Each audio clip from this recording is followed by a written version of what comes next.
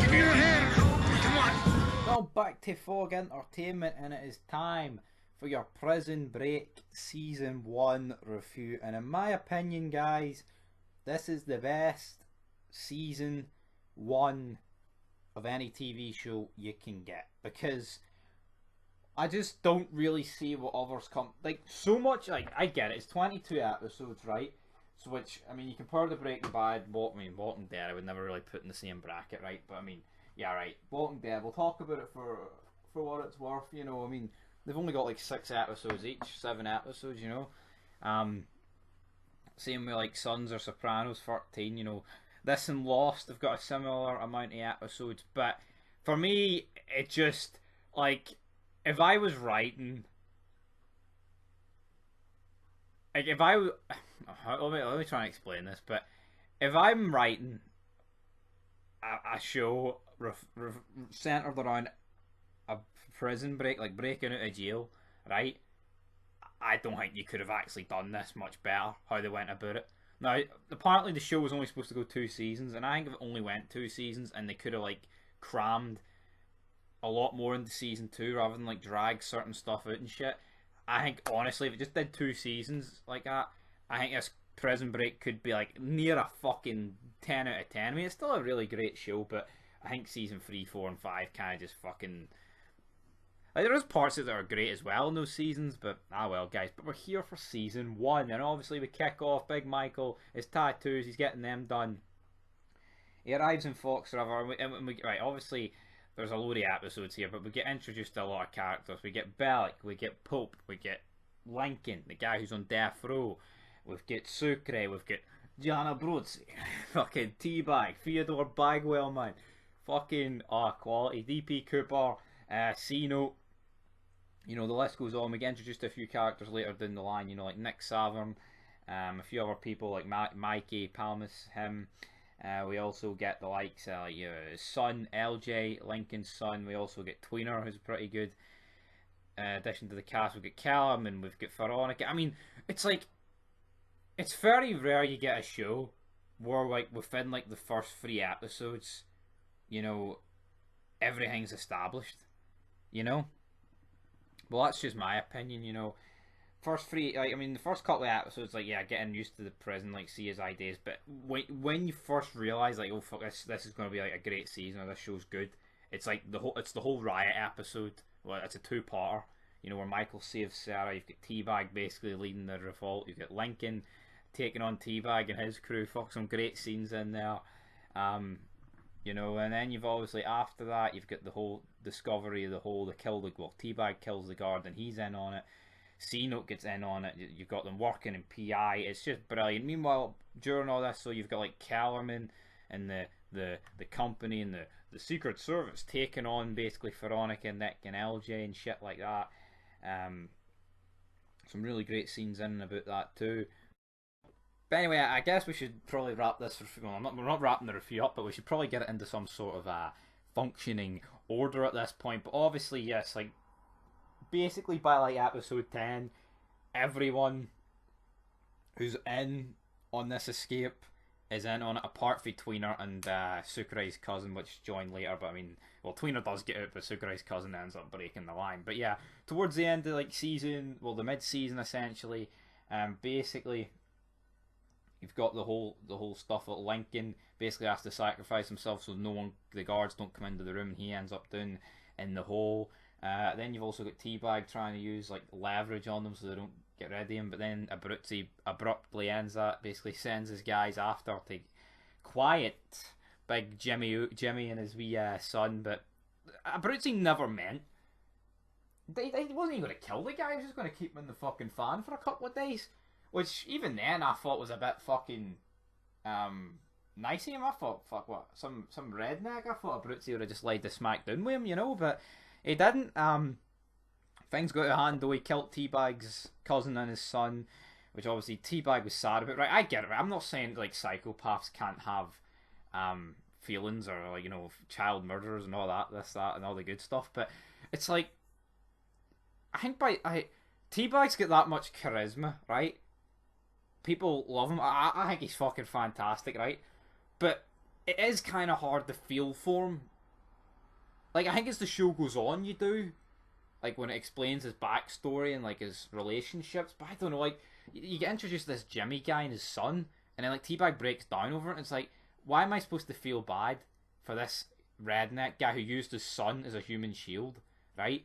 When T-Bag would happen... I mean, T-Bag literally raped and killed a bunch of teenagers, but yet here he is breaking down about his essentially his nephew, his cousin, his cousin's son. I'm not saying, I get it, right?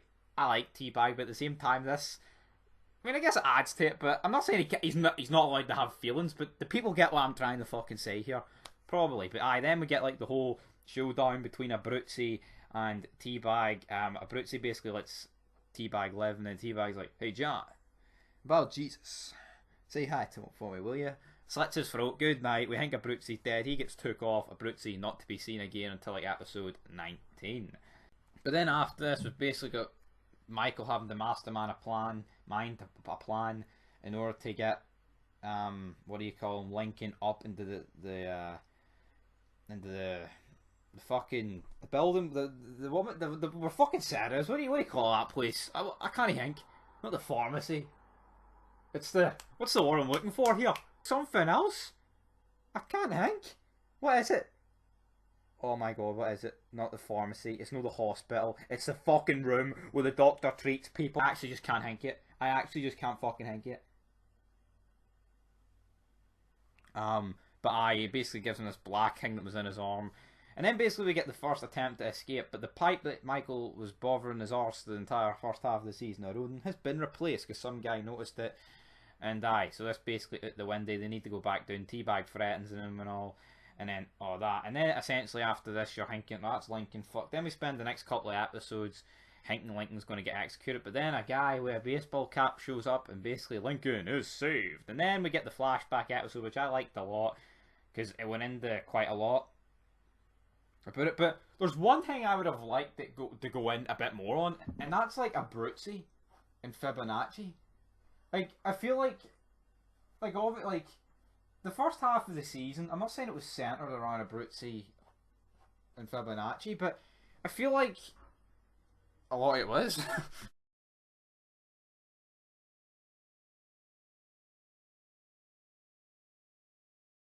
So therefore, I think we could have done, like, I know we did see in flashbacks, like John, like, ordering the guys to kill the guys, and then we saw Fibonacci seeing that, right?